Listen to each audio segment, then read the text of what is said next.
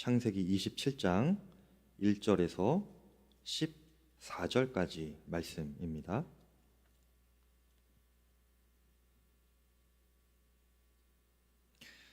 저와 교독하시겠습니다. 제가 먼저 읽겠습니다.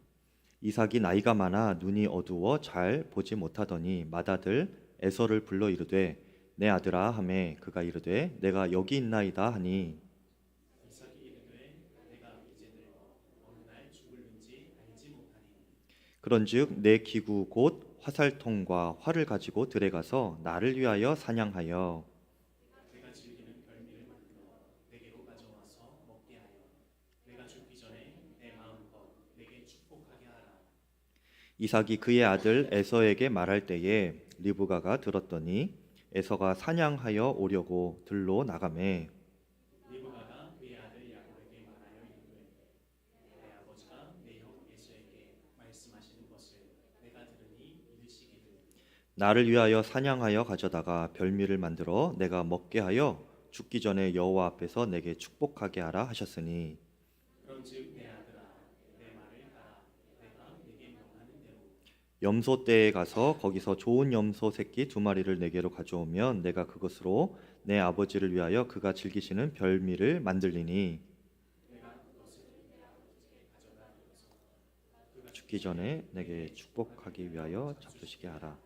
야곱이 그 어머니 리브가에게 이르되 내 형 에서는 털이 많은 사람이요 나는 매끈한 사람인즉 아버지께서 나를 만지실진대 내가 아버지의 눈에 속이는 자로 보일지라 혹은 고사하고 저주를 받을까 하나이다. 어머니가 그에게 이르되 내 아들아 너의 저주는 내게로 돌리리니 내 말만 따르고 가서 가져오라. 그가 가서 그러다가 어머니에게로 가져왔더니 그의 어머니가 그 아버지가 즐기는 별미를 만들었더라. 아멘. 하나님의 말씀입니다. 하나님은 이 세상의 모든 이들을 축복해 주시기를 원하십니다. 그리고 그 일을 위하여서 하나님의 백성들을 그 축복의 통로로 사용하시는데요. 이 물이 이 파이프를 통해서 이렇게 전달이 되듯이 하나님은 이 세상 사람들을 축복해 주실 때에 그 축복을 흘려 보내 주실 때에 믿는 자들 하나님의 자녀들 우리들을 주님의 통로 삼아서 그렇게 흘려 보내 주시는 것이지요. 여러분 추운 겨울이 이제 본격적으로 시작이 되는 것 같습니다. 그리고 연말이 될수록 이 기간 동안에 하나님은 우리의 가족들 또 우리의 자녀들 우리의 친지들과 주변 이웃들에게 우리를 통하여 하나님의 복을 전달하고 싶어 하십니다. 여러분 그렇게 쓰임 받는 여러분 되시기를 축복합니다. 그래서 우리가 하나님의 축복의 통로가 되어야 하는데요. 그러기 위해서 우리가 꼭 기억해야 할 것이 있습니다.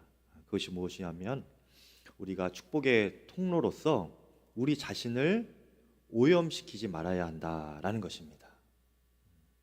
어떻게 하라고요? 오염시키지 말아야 한다라는 거예요. 통로된 우리가 오염이 되면 하나님의 축복도 같이 오염이 됩니다. 지나면서 그렇죠? 그래서 하나님의 축복이 이렇게 지나가다가 축복이 점점 이렇게 저주로 변할 수도 있는 거예요. 오늘 말씀은 우리가 14절까지만 읽었는데 27장 이 전체를 한번 볼 필요가 있습니다. 27장 전체 내용은 이런 것인데요. 이제 이삭이 나이가 많이 들었습니다. 그래서 눈이 어두워 잘 보이지 않는 또 몸도 이곳저곳 좀 이렇게 느낌이 왔겠죠. 눈이 어두워서 잘 분간하지 못할 정도까지 되었습니다. 그래서 이삭이 느끼기에 자신이 언제 죽을지 모르는 그런 마음이 들었나 봐요. 그래서 몰래 그 아들 에서 큰 아들을 불러서 축복해 주고 싶었습니다. 그래서 이삭은 에서에게 너가 나를 위하여 밖에 나가서 사냥을 해와라. 그래서 내가 평소에 즐겨 먹는 그 음식을 나에게 좀 요리를 해주면 내가 그것을 먹고 너에게 마음껏 축복을 해주겠다. 이렇게 이야기를 합니다. 그런데 이 이야기를 그의 아내 리브가가 엿들었어요.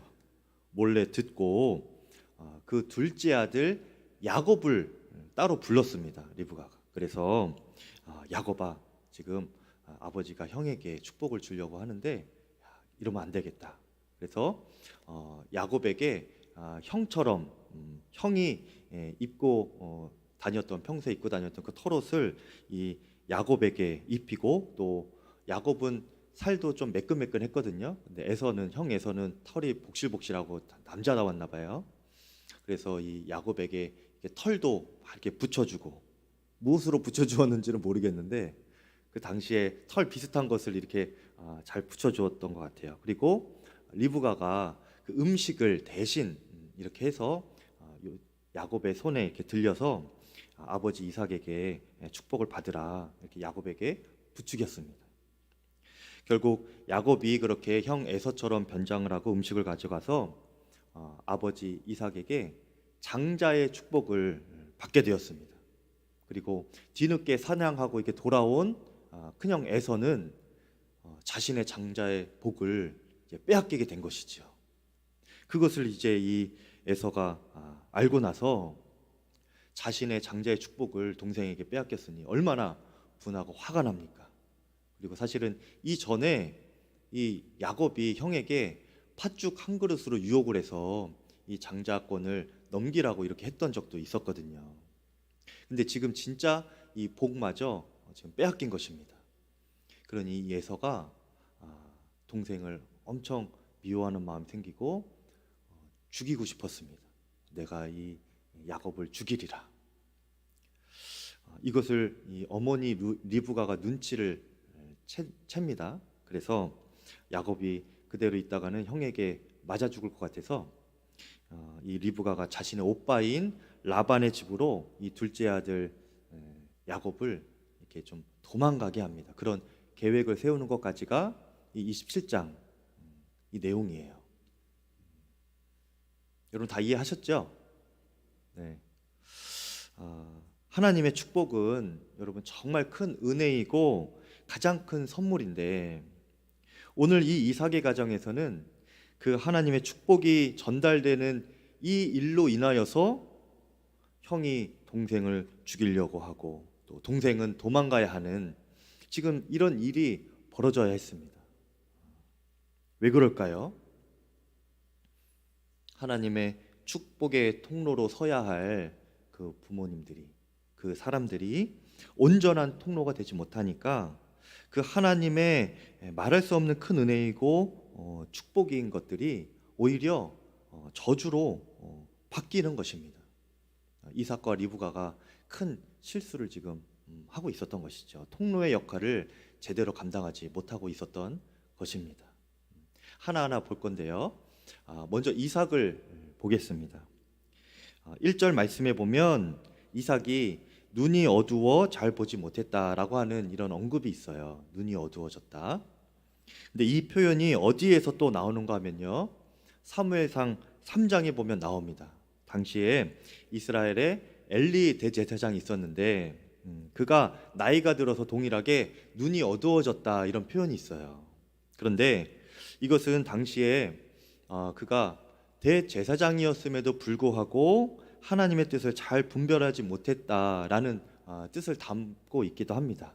이것을 성경은 굉장히 상징적이고 또 대조적으로 표현을 하고 있는데요. 사무엘상 3장 2절 말씀에 엘리의 눈이 점점 어두워가서 잘 보지 못하는 그때에 그가 자기 처소에 누웠고 하나님의 등불은 아직 꺼지지 아니하였으며, 이렇게 성경이 기록하고 있어요. 그러니까 이게 무슨 말씀이냐면 하나님의 등불, 그 진리의 빛은 아직 꺼지지 않고 있었는데 이 엘리 제사장은 눈이 어두워 보지 못하였고 잠을 청하고 있었다는 것입니다. 이것은 그냥 육신적으로 피곤해서라기보다는 성경이 이것을 우리에게 암시하고 있는 거예요. 하나님의 말씀, 진리의 빛이 여전히 그 시대 가운데도 있었는데 이 대제사장이라고 하는 엘리 제사장은 눈이 어두워서 하나님의 뜻을 분간하지 못하고 하나님의 음성을 듣지 못하고 하나님의 뜻을 알지 못하여서 그렇게 영적으로 어두워진 상태였다라는 것을 보여주고 있는 것입니다. 또는 이 엘리 제사장이 하나님의 진리의 빛이 있지만 그것을 애써 외면하면서 하나님의 뜻대로 살지 못하고 있었던 그의 영적인 상태였다라는 것을 알려주고 있는 거예요. 실제로 그 엘리 제사장은 그의 아들들이 그 성전 안에서 악행을 행하고 있었음에도 불구하고 그것을 알았음에도 불구하고 하나님께서 그것을 싫어하는 것인 줄 알고 있음에도 불구하고 그것을 방관하고 묵인합니다. 그것이 당시의 엘리 제사장의 영적인 상태였고요. 성경에서는 눈이 어두워라고 표현하고 있었던 거예요. 그것이 오늘 지금 이삭에게도 동일하게 나타나고 있는 것입니다. 이삭의 눈이 어두워졌다라는 것도 그가 이제 나이가 들어서 육신의 눈이 점점 침침해지고 어두워지는 것도 물론 있겠지만 영적으로도 그가 하나님의 뜻을 잘 분별하지 못하거나 아니면 하나님의 뜻이 있지만 그가 순종하지 못하는 영적으로 무뎌지는 상태라는 것을 우리에게 암시하고 있는 것이죠. 여러분, 지난주까지만 해도 이 이삭이 온유함으로 연단을 통과했던 사람 아니었습니까? 굉장히 믿음에 뛰어난 사람이었어요. 그런데 그런 이삭도 이제 나이가 들고 노년이 되어 갈수록 그 믿음을 잘 지키기가 이렇게 어려웠나 봅니다. 이런 것을 보면 우리도 항상 기억해야 하는 것이 있는데요. 해가 갈수록 우리의 눈이 어두워지지 않기를 바랍니다. 해가 갈수록 여러분의 눈이 더 총명해지기를 축복합니다. 눈이 어두워지는 것이 무엇일까? 오늘 이삭을 보면서 계속 보겠는데요. 이 이삭이 그 에서에게 장자의 축복을 주는 것은 사실은 하나님의 뜻을 거스르는 것이었습니다. 원래 이삭은 리브가와 결혼하고 40세가 되도록 자녀가 없었어요. 그러다가 이제 아내 리브가와 함께 하나님께 간절히 기도하면서 임신이 되었는데요. 쌍둥이를 임신하게 됐습니다. 그때 이제 리브가가 주님 앞에 기도할 때에 하나님께서 리브가에게 주신 예언의 말씀이 있었어요. 그것이 창세기 25장 23절인데 제가 읽어드리겠습니다. 여호와께서 그에게 이르시되 두 국민이 내 태중에 있구나. 쌍둥이라는 거예요. 이 두 민족이 내 복중에서부터 나누이리라. 이 족속이 저 족속보다 강하겠고 큰 자가 어린 자를 섬기리라. 큰 자가 어린 자를 섬기리라. 그러니까 형이 동생을 섬길 것이다 라는 거예요. 그러니까 하나님께서는 동생의 손을 들어주셨습니다. 하나님께서 선택하신 장자가 바로 이 쌍둥이 중에 동생에게 장자권이 있는 것이다. 이것을 미리 알려주신 것입니다. 하나님의 선택하심인 것이죠. 하나님의 뜻입니다. 왜 그렇게 동생을 장자로 줍니까? 이렇게 물어보신다면 그것은 저도 모릅니다, 여러분. 하나님께서 그렇게 선택하셨고 미리 알려주셨어요. 근데 그러면 되는 건 아닙니까? 그렇죠. 미리 알려주셨어요. 하나님의 뜻이 이것이다. 그리고 리브가만 이것을 이제 알았겠습니까? 그렇죠. 이삭에게도 남편에게도 이 일을 알려주었겠죠.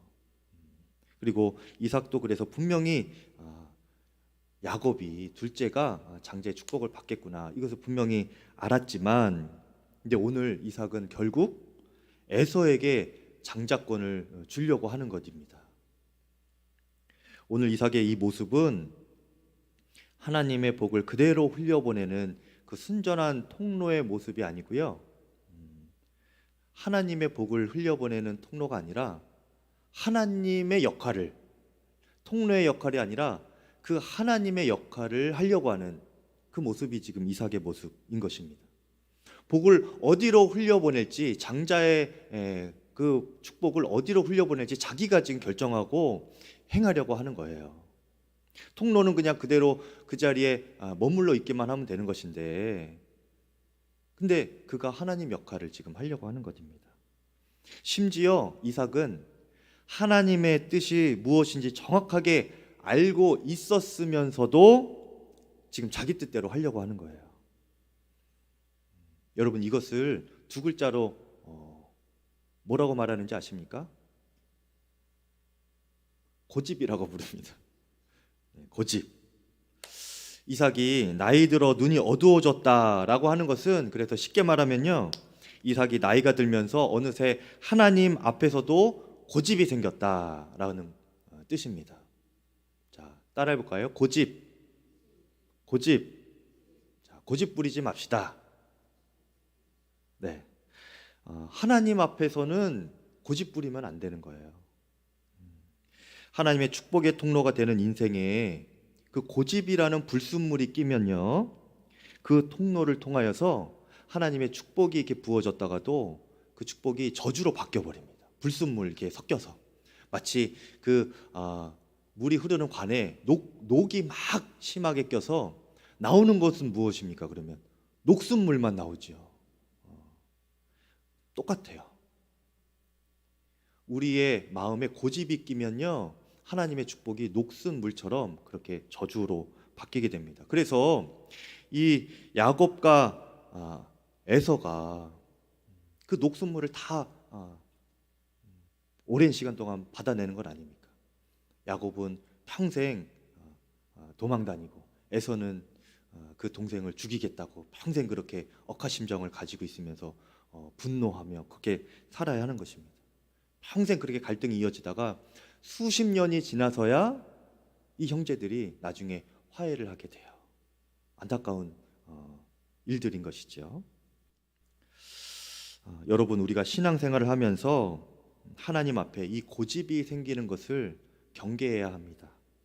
하나님 앞에 고집이라는 것을 성경에서는 좀 고상한 말로 완고함이라고도 합니다. 그렇게 표현하는데요, 하나님의 백성들이 매우 경계해야 할 성품이 바로 이 완고함, 고집입니다. 히브리서 3장 15절에 이런 말씀이 있어요. 성경에 일러스되 오늘 너희가 그의 음성을 듣거든 경노하시게 하던 것 같이 너희 마음을 완고하게 하지 말라, 이런 말씀이 있어요. 무슨 말이냐면, 하나님께서 너희에게 알려주시고 음성을 들려주셨는데 너희가 완고하여서 그것을 불순종하는 그 일을 하면서 하나님을 경노하시게 하지 말아라, 이런 말씀입니다. 근데 이 완고함을 쉬운 성경에서는 뭐라고 표현했냐면, 경노하시게 하던 것 같이 너희 마음을 고집 부리지 말아라, 하나님 앞에서 고집 부리지 말아라, 이렇게 표현을 했어요. 완고함이 고집 부리는 것입니다. 하나님 앞에.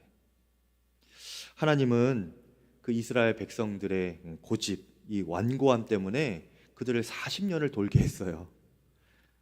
이렇게 하나님 앞에서 고집 부리는 것의 끝은 돌아가는 인생입니다.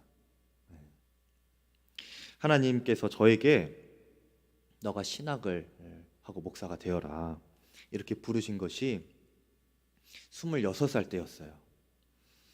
주님께서는 그분의 말씀을 통해서, 이렇게 강단에 선포되는 목사님의 말씀을 통해서도 저에게 알려주셨고, 제가 성경을 읽을 때에도 저에게 깨닫게 하셨고, 또 저희가 평소에 있을 때 마음의 감동으로 굉장히 강하게 말씀도 하셨고, 또 사람들을 통해서도 하나님께서 저에게 계속 신학을 하고 목회를 하면 좋겠다, 이런 말을 계속 주셨어요.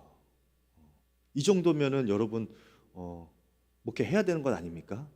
그런데 저는 주님의 뜻이 아닐 거라고 계속 고집 부렸습니다. 그리고 하나님께 기도하기를, 하나님, 제 귀에 하나님께서 태우나 목사해라, 이렇게 들려주시라고, 육성으로 들려주시라고 그렇게 기도까지 했습니다. 그러면 제가 믿겠다고. 그리고 나중에는 하나님께 그냥, 하나님, 그게 길면 해라, 요것만이라도 제 귀에 육성으로 들려주십시오, 이렇게까지 기도하면서 버텼습니다.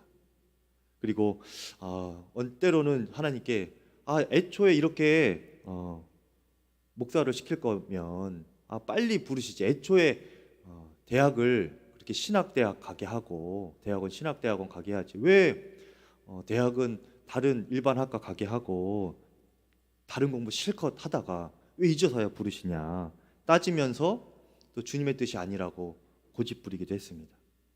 또 하나님, 저희 부모님이 목사도 아니고 권사도 아니고 장로도 아니고 집사도 아니고 아주 믿는 성도님도 아니셨습니다. 그런데 나 같은 사람이 왜 목회를 해야 합니까? 목회를 한다고 잘할 수나 있겠습니까?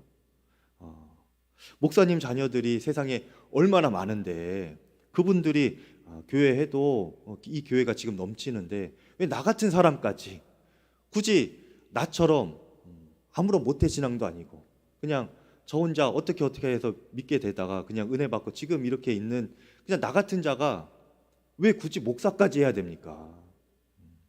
그렇게 하면서 고집을 부렸습니다. 그렇게 하면서 3년을 버텼어요.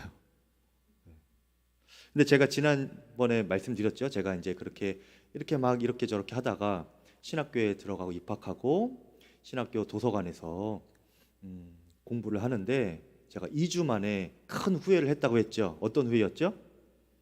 내가 왜 이렇게 좋은 공부를 이렇게 좋은 것을 왜 빨리 하지 않았을까 하는 후회였습니다.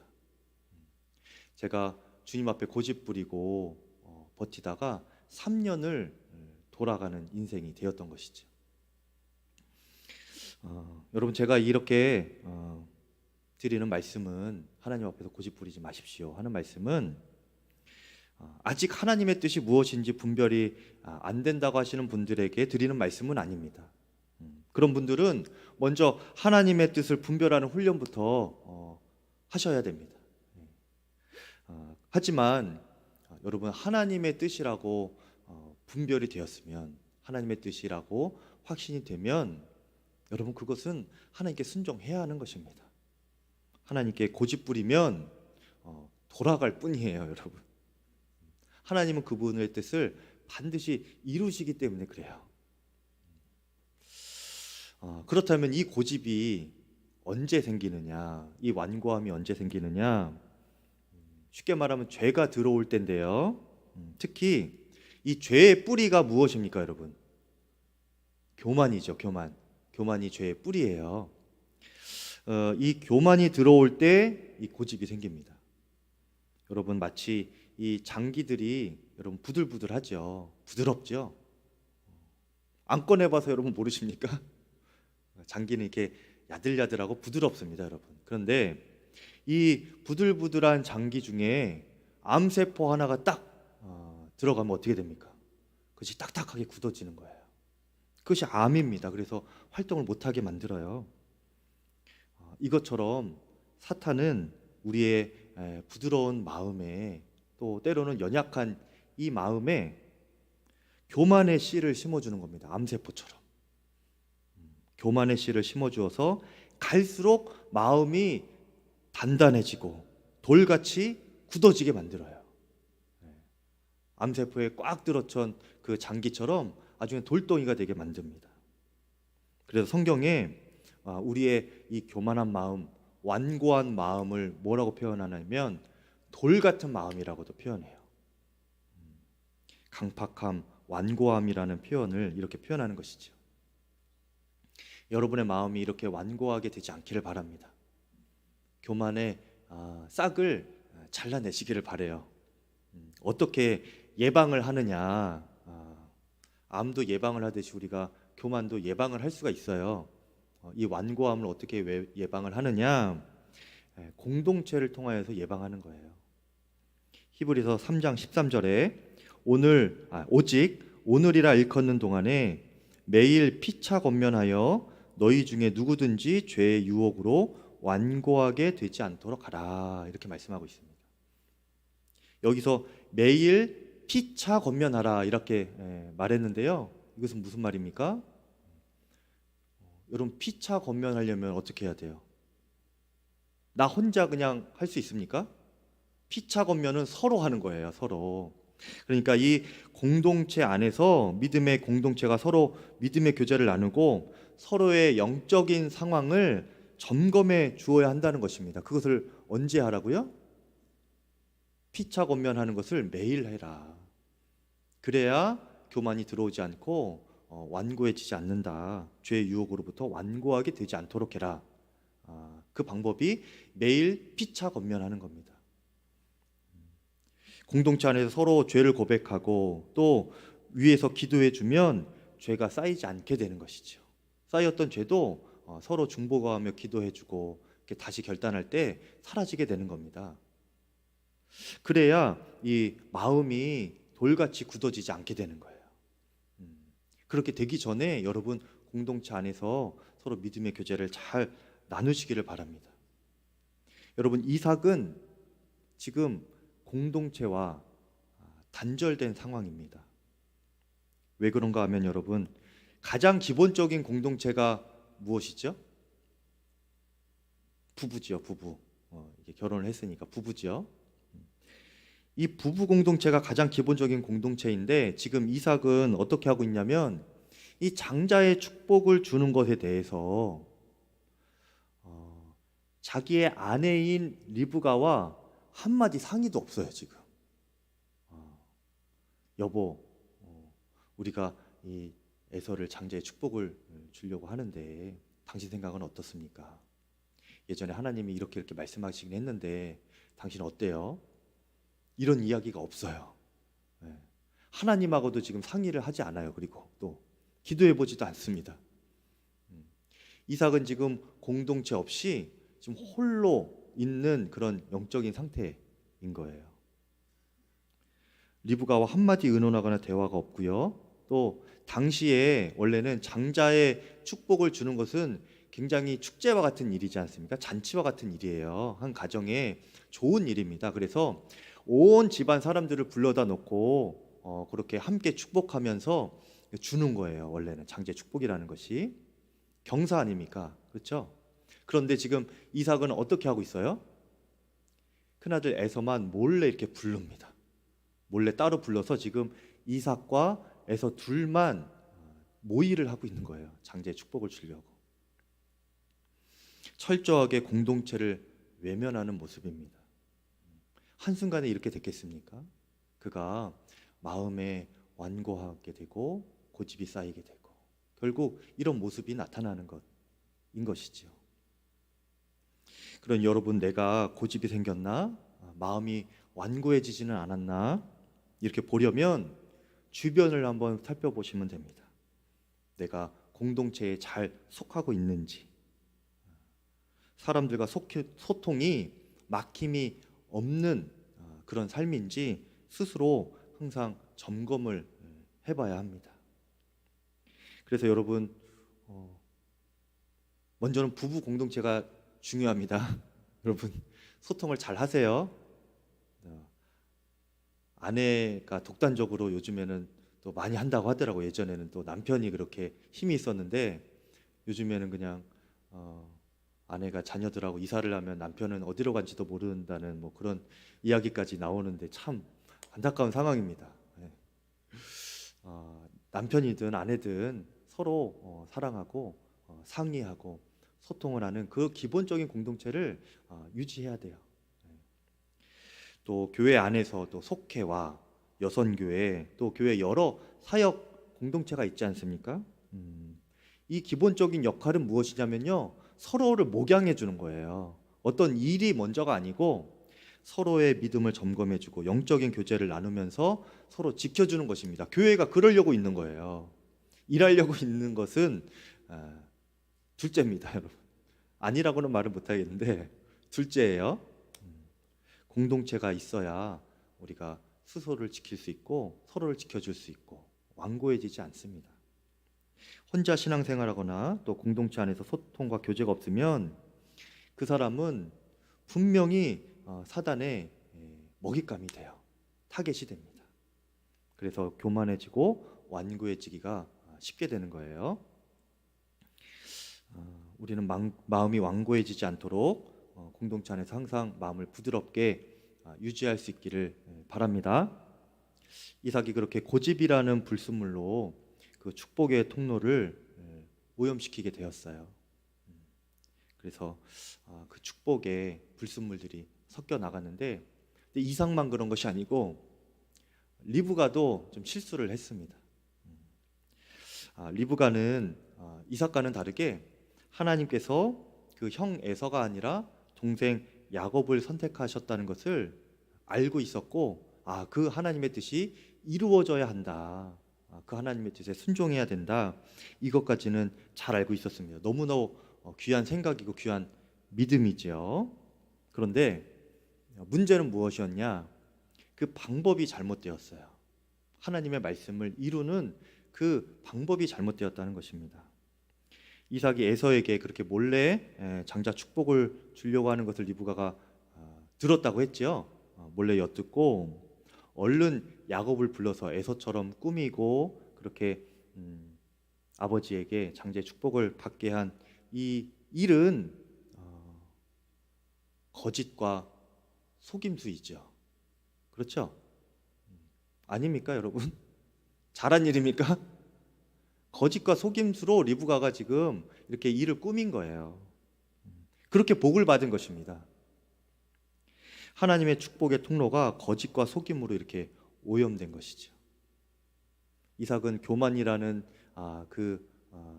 이물질을 그 통로에 끼웠고, 리브가는 이 거짓과 속임이라는 이물질을 통로에 지금 끼고 있는 것입니다. 근데 리브가가 왜 이렇게까지 했을까요? 그에게는 조급함이 있었기 때문입니다. 여러분, 그래서 이 리브가를 보면서 우리가 분명히 알아야 될 것이, 하나님을 믿어도 우리가 진짜 믿어야 한다. 이것을 우리가 알아야 돼요. 하나님은 그분의 뜻을 세웠으면 하나님은 그분의 때에 그분의 방법으로 이루신다. 이것까지 우리가 믿을 줄 알아야 됩니다. 하나님께서 하실 약속만 하는 것이 아니라 하나님의 때, 하나님의 방법도 우리가 분별하고 믿어야 돼요. 그리고 그렇게 하실 때까지 우리가 기다려야 합니다, 여러분. 근데 이 리브가는 당장 되어지는 일을 보니까 이게 큰일 날 것 같은 거예요. 그러니까 조급한 마음에 자기가 일을 꾸미죠. 하나님의 때에 하나님의 방법으로가 아니라 자신의 방법으로 자신의 때에 이것을 이루어 가려고 지금 끼워 맞추고 있는 것입니다. 근데 이것 자체도 그 축복의 통로를 오염시키는 일인 것입니다. 여러분, 그래서 특히 교회에서 하는 일들은 정직해야 돼요. 숨기는 것이 하나도 없이 투명해야 합니다. 방법에 있어서 세상의 방법들을 따라 편법을 쓰고 속이고 그렇게 이득을 취하려고 해서는 안 되는 거예요. 남들 다 하니까 우리도 그렇게 해도 된다. 이런 식으로 하면은 안 되는 거죠. 그러면 하나님의 귀하고 거룩한 축복이 오염이 되고 세상을 향해서 저주처럼 그렇게 흘러 나갑니다. 의도치 않는 일들이 일어나게 되는 것이죠. 그리고 교회뿐 아니라 저는 하나님께서 우리 성도들을 통해서 이 모든 일을 이루어 가신다고 믿습니다.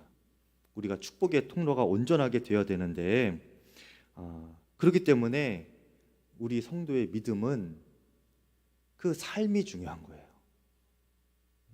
이 삶이 통로인 것입니다.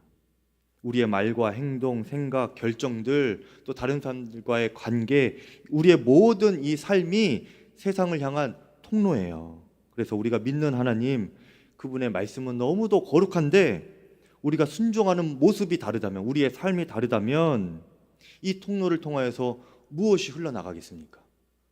녹슨물이 흘러가는 거예요. 생수의 강물이 아니라 녹슨물이 흘러가는 것입니다. 오죽하면 간디가 기독교인들에게 이렇게 말했다고 하죠.